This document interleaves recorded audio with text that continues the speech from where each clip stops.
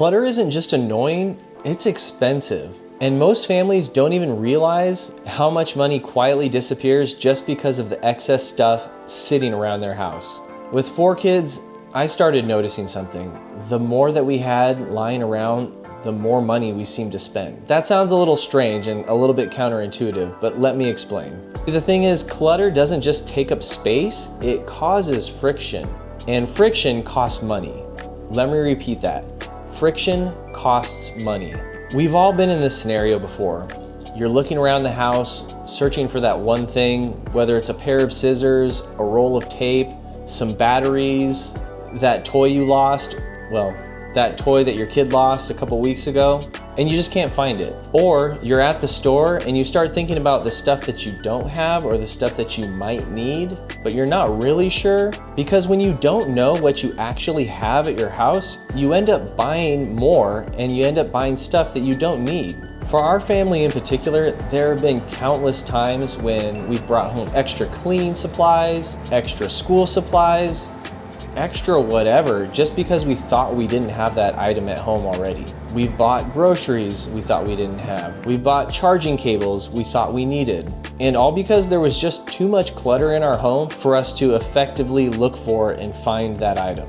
Granted, some of the duplicate items we've purchased have been because my kids will hide things in really obscure places and we won't find them for months on end. There was a calculator that my wife was looking for a couple weeks ago, and I don't know who had hid it in between one of the couch cushions, but it was buried so deep, and my wife ordered a new calculator and then we found the old one. So anyway, that happens too sometimes. Another one is charging cables, always kind of getting buried. Whenever my boys are using their iPads, they'll go plug them in a comfy spot. And so we've kind of learned to search behind the big beanbag chair and the loft upstairs, things like that. But at the end of the day, what you don't want to be doing is spending a ton of extra money on stuff that you already have at your house. That's really the point of it, whether it be cleaning supplies, school supplies, whatever. And by removing the excess stuff, you're going to be able to find whatever it is that you're looking for a whole lot easier, unless your kids hide it really, really well from you.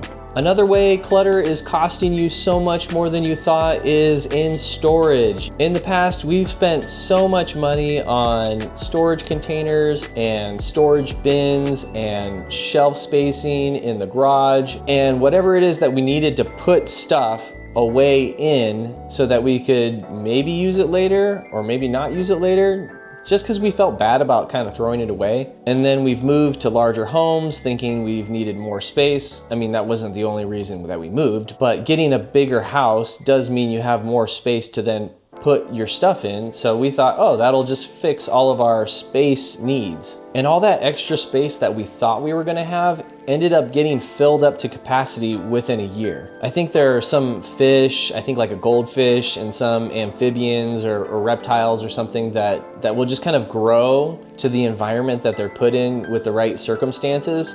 That's kind of true for people too. Just because you move to a bigger house or bigger apartment or whatever doesn't mean that's going to solve all your problems. And not only that, but you can spend so much money on storage containers and storage bins and just storing your stuff when you might not even use it in the future. I get it. I've talked about this before. You've got to store your Halloween stuff, your Christmas stuff, all of your holiday stuff basically somewhere. But what you don't want to do is store stuff that you just really have no plan of ever using, or you're just too afraid to get rid of it. A good rule of thumb for this is to never pay more for the storage than what the items that you're storing are actually worth. What we learned to do was stop upgrading our space to fit our stuff rather than keeping our stuff in check to fit our space. The next way that clutter is causing friction and costing you money in your home is maintenance costs. Here's the reality. The more stuff that you own, the more you need to maintain. Every gadget, electronic, piece of clothing,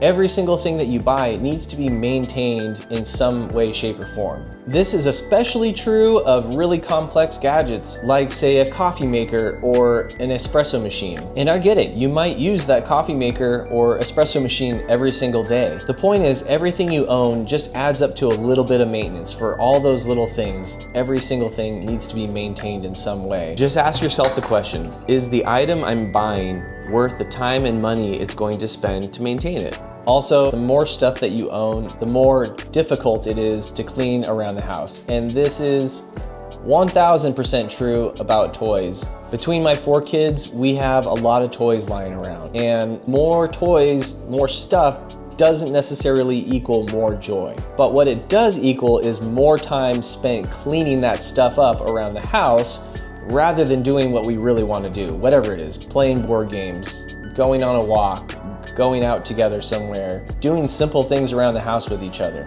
We as a family have made a decision, as much as possible, to not fall into the consumerist trap and constantly just buy stuff just to make ourselves feel better. Because it won't. The trick is to just be more intentional about what you buy. Okay, last but certainly not least will be the mental load that clutter has on you personally. Now this one is so important, and I feel like this is actually the most important one of all of them, because studies have shown that more clutter leads to more stress. Based on multiple studies, the evidence shows that having too much clutter in the home has a consistent link with stress, cognitive overload, reduced productivity, and even mood changes. In one particular study of 60 dual income couples found women living in cluttered homes had much higher levels of cortisol, the hormone associated with stress, and heightened depression symptoms. Your brain interprets clutter as environmental disorder and pending work, which activates stress symptoms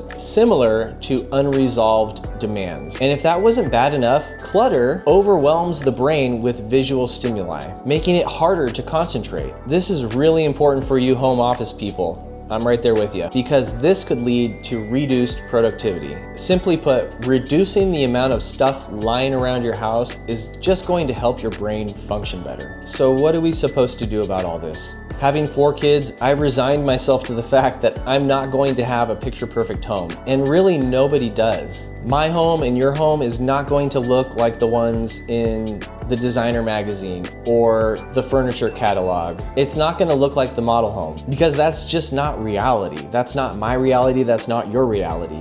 And that's not the point either. The point is for you to remove excess friction, spend less money, and become more financially responsible so that you and your family can focus on what really matters. As a dad of 4 kids, I realized I wasn't just managing stuff. I was managing decisions and stress and money. Reducing clutter around the house wasn't about just having cleaner countertops, it was about protecting our time and our sanity. Because sometimes the fastest way to save money isn't earning more, it's owning less.